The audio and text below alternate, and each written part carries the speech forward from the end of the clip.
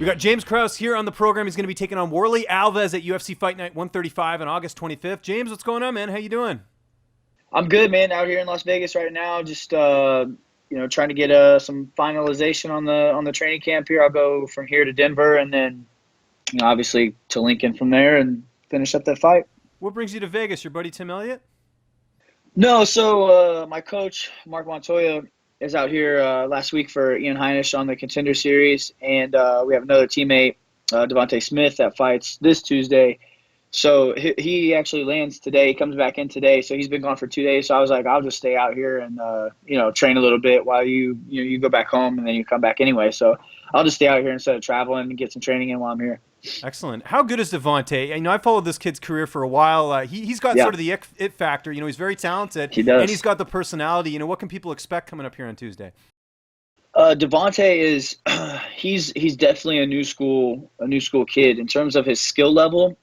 Man, he's a very good. He's got very crisp boxing. Good takedown defense. He's just a freak athlete. Super athlete. He's fast, heavy hips. And whatever he lacks in skill, he makes up for in pure athleticism, speed, and power. I mean, the kid hits like a truck. He's fast. He doesn't get tired. And I think more importantly than all that, he's super confident in his skills. Yeah, no, it's great. And we'll talk about training camp in a sec because you guys have been on a roll lately, Factory X. But let's talk about this matchup. How did this come together? It seemed like this kind of just came out of the blue and, it was announced. When did you find out about this fight? It was weird. So I found out about it. I got an initial fight offer for somebody else. I accepted the offer. I didn't hear anything back for like a week, and they said, "Well, we got to move this guy to somewhere else." But this Warlley Alves will take it, and I really wasn't I really wasn't stoked about it, to be honest with you. I mean, he's a really tough opponent. He doesn't have a huge name. You know what I mean? It was okay. You know what I mean? I was indifferent on it, but yeah. I mean, after watching it, I think it's a fight that I can. Obviously, I mean, we're 3 weeks out now, so I think it's a fight that I'd get excited about. He's beat some really good opponents, and that's what kind of drew me into the fight. Was after looking at him, he's got some really quality wins. Beat Colby Covington, beat Joe Ban.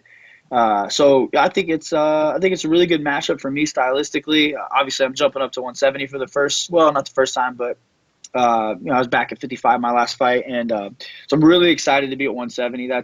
I think that's the key component here, and but at first I wasn't overly stoked about it because he's a tough matchup and there's really no notoriety to him. You know what I mean? He doesn't have a huge name other than in Brazil. I'm sure he's fairly well known, but here not so much. But he's a tough opponent. He's got some great wins. So I'm after a closer look, I'm very excited to go in there and fight him. Your last fight, it was really great. You got that win over Alex White, got the unanimous decision. How happy were you with your performance? I know you would have liked the finish, but that was a pretty dominating victory.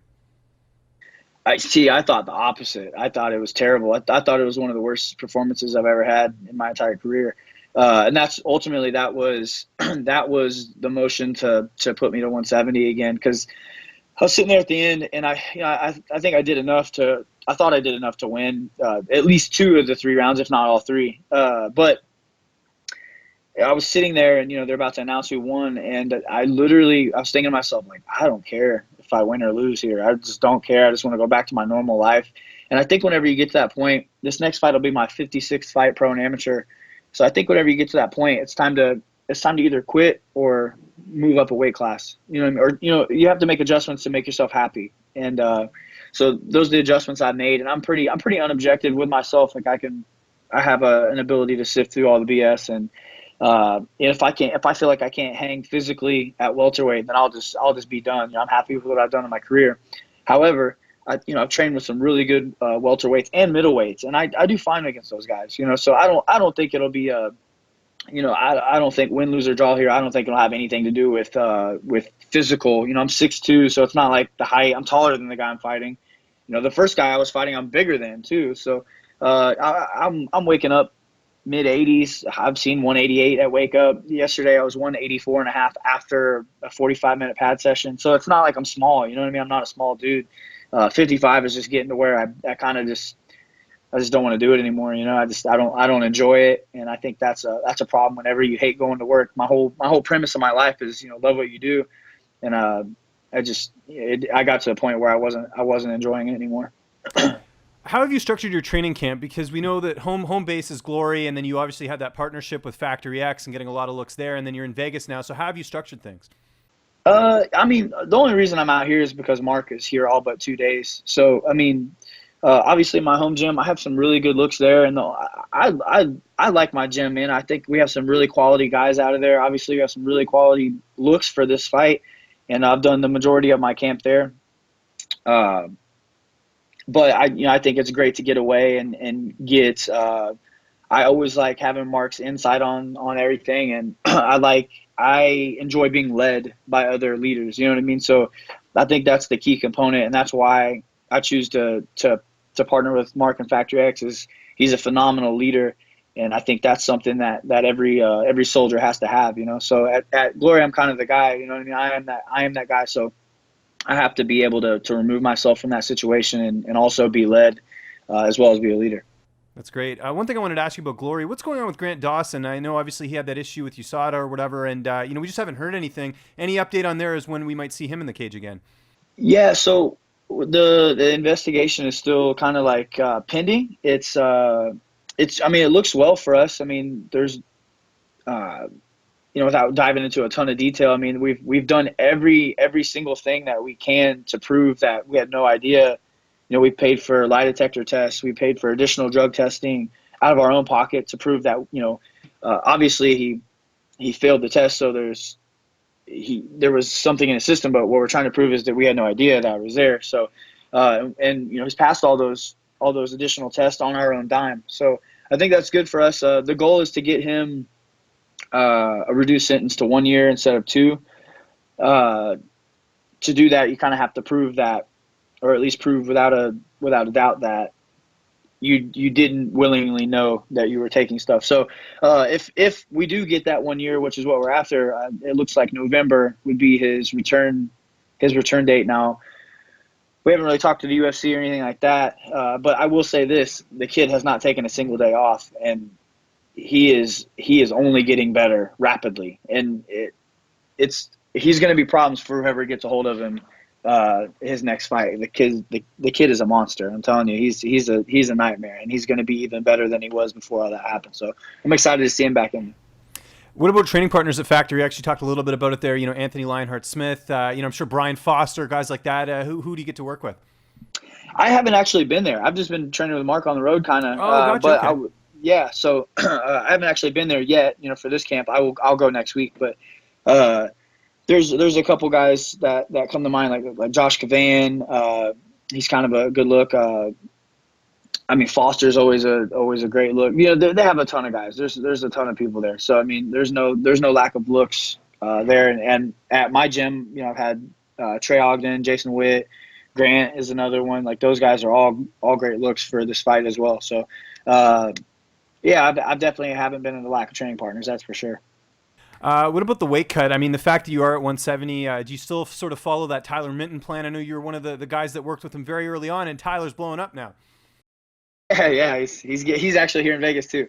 I had dinner with him last night, but yeah, I still follow his plan for the most part. I don't have a ton of weight to cut. I mean, 15 pounds is normal, I guess. But I think more so where his value comes in is fight week. Right now I can get where I need to be right now. And obviously, we don't want to eat for pleasure. We want to eat for performance as we get closer to the fight. So I think his value really, really comes in on fight week, just giving me the things I need to make the weight cut easy, the refuel process, and then peaking at the perfect time. Great question. So I think it could go a couple different ways. As of late, I think Warlley's it's pretty well known that he's known for getting tired in his fights. I think as of late he has tried to slow his pace down to adjust to that. And if he slows his pace down, I do think that I think that is a large mistake on his part. I think the best bet he has is to do what he normally does and come out and try to knock the hell out of me in round one. However, when I get past round one, that's when I'm going to go to work. I don't get tired in fights. You know what I mean? And even if I do get tired, I know how to fight tired. So he's a very, very tough opponent for sure. He's got a great guillotine. He's got power. He's fast in round one. But I think, I guess the thesis of my entire training camp has been consistency. If I can just keep picking at you and stay consistent and in your face the entire time, I think I'm going to do well with him. I have some tricks up my sleeve always. It's not like I'm not afraid to take a risk. I show that in every fight. I went for a flying armbar in my last fight. I'm not afraid to do crazy stuff. So I do believe it's going to be a very evenly matched fight, at least for the first part. And we'll see. I'm sure he's not going to try to stay stagnant. He's going to try to make adjustments along the way. But I think it's all going to depend on how he tries to play his game plan. If he tries to sit back and kickbox, then I think that favors me. If he tries to rush me, I make it out of round one, I think he's going to start slowing down. So you always got to watch for his guillotine. His guillotine's nasty. He can guillotine anyone. He did that with Covington. So I got to watch for that, of course. But it's a very tough matchup, tough opponent. But I think stylistically I match up well with him. What's next for you after this fight? There's that Denver card. I know that's kind of like your second home. Are you looking to fight on that card, or it doesn't really matter to you? That's September, yeah? That's in November, I think, actually. November? Nah. I'm off November, December, man. I'm away from my family almost every damn weekend. So those 2 months are I pretty much just take those months completely off. I guess if it's before the holidays, I'd consider it. But I know a bunch of my teammates are trying to get on it. I don't really have a desire to fight on the same card as them. Yeah, man, I'd probably just be enjoying coaching and traveling. I'll probably be on the road like I always am. So I don't know. We'll see. I think this fight will tell a lot in terms of the future, how I feel, and it's not really the win or the loss that's going to dictate that. But going into this fight and then coming out of this fight, I need to feel good physically in there. I need to feel like I can hang physically, like power and strength, because I do feel like there's advantages and disadvantages to me moving into this division. Obviously, I think size is indifferent. I think I'm bigger than some, smaller than some. I think the power, for sure. I mean, I'm not known for a ton of power. I've knocked people out with my kicks. I'm not known for a bunch of punching power, but I think the punching power and clinch is going to be advantage towards the bigger welterweights. But I do feel like speed and cardio is going to be in my advantage. I am fast at 55, so I'm definitely going to feel fast at 70. And I think a lot of these guys tend to slow down after the first round. Not just Warlley, but just in general. I think the welterweights tend to slow after the first round. So if I can get them to kind of turn that into the real traditional kickboxing sparring match almost, I feel like that's somewhere where I can really excel in this division. So we'll find out a lot. We'll find all that out depending on how he fights me and how I fight him and all that stuff. But win, lose, or draw, I think I just need to answer some questions about myself physically. But there's no doubt that I will be fine at that division. I'm training with Zach. Zach walks in every fight at 200 pounds. He's massive. You know what I mean? He's going up to 85 now, and I do fine against him. You know what I mean? Like I do good against really good welterweights. So I'm not too concerned with it. But regardless, I have this fight in front of me. We're 3 weeks out now. We're coming up on it. I have to respect Warlley as an admirable opponent, obviously, and then we'll go from there. Last question before I let you go. You're on the road a lot, so I imagine you need stuff to do when you're on the airplane or you're traveling or whatever. Are you listening to a podcast or you reading any books? What would I find you doing on your downtime? Yeah, I mean, if I'm on an airplane, I'm probably listening to music and playing chess. Oh yeah, you're a big chess guy? Yeah. I mean, yeah, I guess. Yeah, but I don't have a lot of downtime. So like if and that's like airplane. If I'm at home I don't have any downtime. I'm at the gym. I'm trying to grow the gym. Other stuff. Real estate. I'm always busy. So, yeah. All right, fair enough. Well, we're looking forward to this fight. It's coming up here August 25th. It's UFC Fight Night 135. James, it's always good catching up with you, man. Just remind people where they can find you on social media, and if you have any sponsors or shout-outs, the floor is yours. Twitter, Instagram, Facebook is all V James Krause. I don't really do anything on Twitter, so just Instagram's probably my most active one.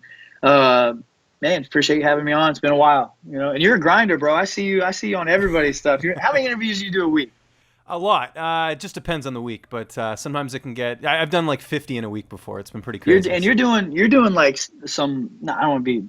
I'm not trying to be a dick when I say this, but some of the lower level guys too. Of course, you got to start from the bottom. I mentioned Yeah. Grant there. You remember I interviewed Grant, before RFA. So it's good. It's good to get those guys early, especially. So it's good. Yeah, man. You're a busy dude, man. Keep it up. Well, I appreciate it.